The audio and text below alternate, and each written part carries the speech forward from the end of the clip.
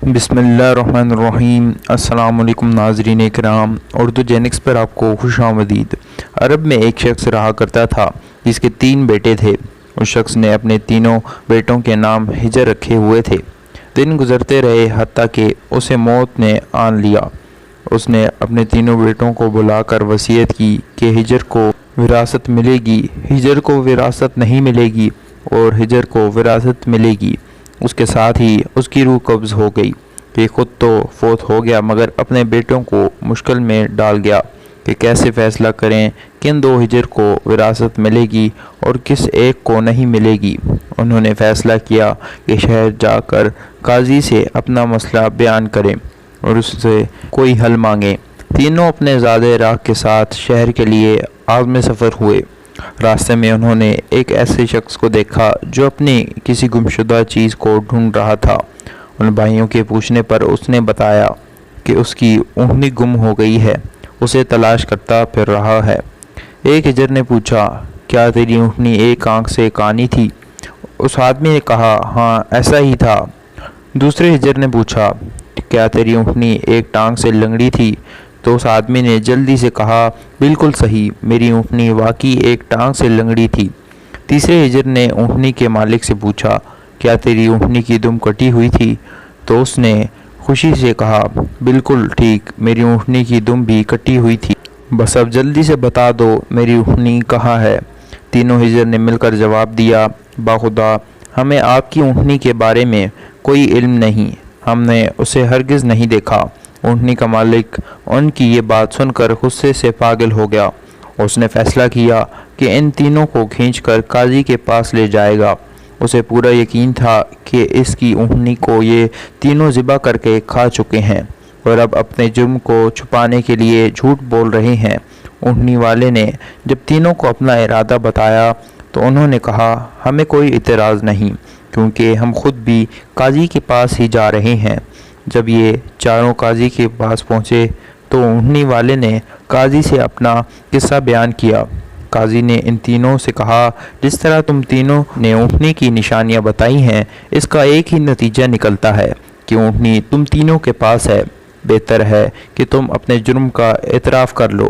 पहले ने कहा, जनाबे आली, हमने ऊँटनी तो नहीं देखी थी, हाँ अलबत्ता ऊँटनी के आसार ज़रूर देखे थे। जब मैंने उसे कहा था कि तेरी ऊँटनी एक आंख से कानी है तो मैंने देखा था कि रास्ते के एक तरफ का घास तो खूब चरा हुआ था मगर दूसरी तरफ का वैसे ही मौजूद था। इसका एक ही मतलब था कि उस शख्स की ऊँटनी एक आंख से कानी रही होगी। दूसरे हिजर ने कहा, मैंने देखा था कि रास्ते में 3 कदम तो गहरे लगे हुए हैं जबकि चौथा कदम ज़मीन पर मामूली हालत में पड़ा हुआ था, जिसका मतलब बस इतना ही बनता था कि ये जानवर लंगड़ा भी था।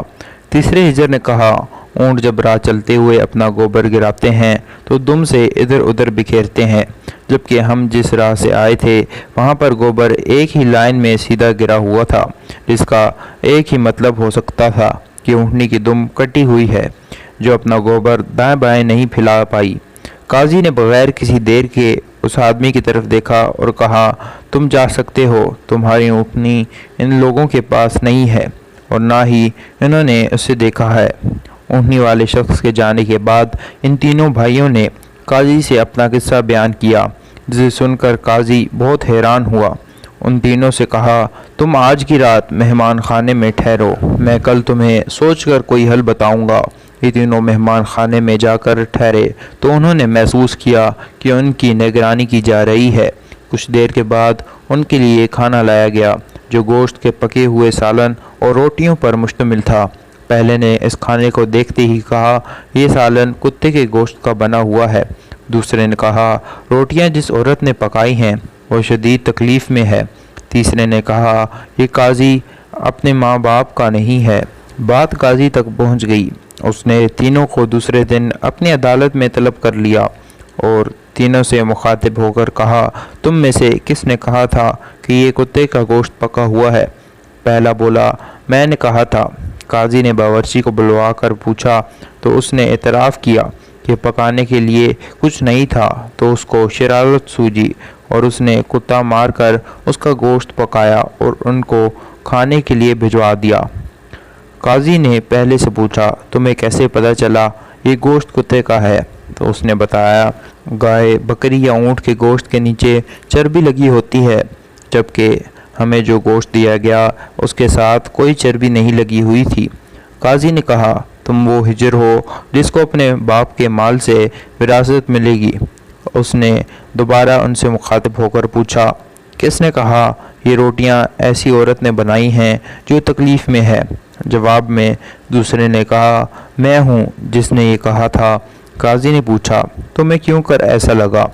تو اس نے کہا میں نے دیکھا روٹیاں ایک طرف سے پھولی ہوئی اور خوب پکی ہوئی ہیں تو دوسری طرف سے کچی اور موٹی روٹیاں رہ گئی ہیں۔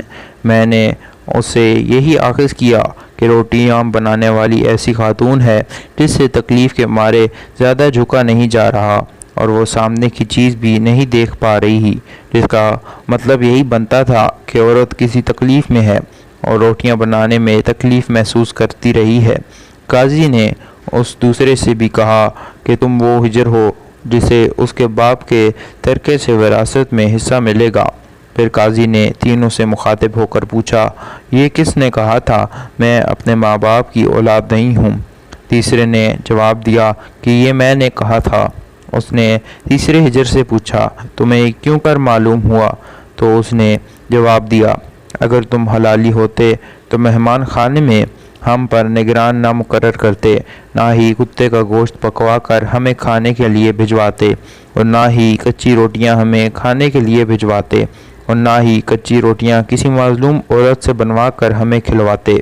قاضی نے اسے مخاطب کرتے ہوئے کہا کہ تم وہ ہجر ہو جسے اس کے باپ کے مال سے وراثہ نہیں ملے گا۔ اس نے حیرت کے ساتھ قاضی کو دیکھا اور پوچھا مگر ایسا کیوں ہے؟ قاضی نے کہا کیونکہ ایک جیسے آدمی ہی اپنے جیسے آدمی کو پہچانتے ہیں، اور تم بھی میری طرح اس آدمی کے بیٹے نہیں ہو، اس لیے اس نے کہا تھا کہ تم کو وراثت نہیں ملے گی۔ وراثت پانے والے تینوں ہجر اپنی ماں کی طرف لوٹے اور دریافت کیا کہ ہمارے تیسرے بھائی کا کیا ماجرا ہے؟ تو ان کی ماں نے کہا تمہارا باپ ایک بار صبح کو نماز پڑھنے مسجد گیا تو اسے دروازے پر رکھا ہوا پایا تھا، اسے گھر لایا، اس کا نام بھی تم دونوں جیسا ہجر رکھا اور اس کی پرورش کی، لیکن یہ آپ کا سگا بھائی نہیں ہے۔ ویڈیو دیکھنے کا شکریہ۔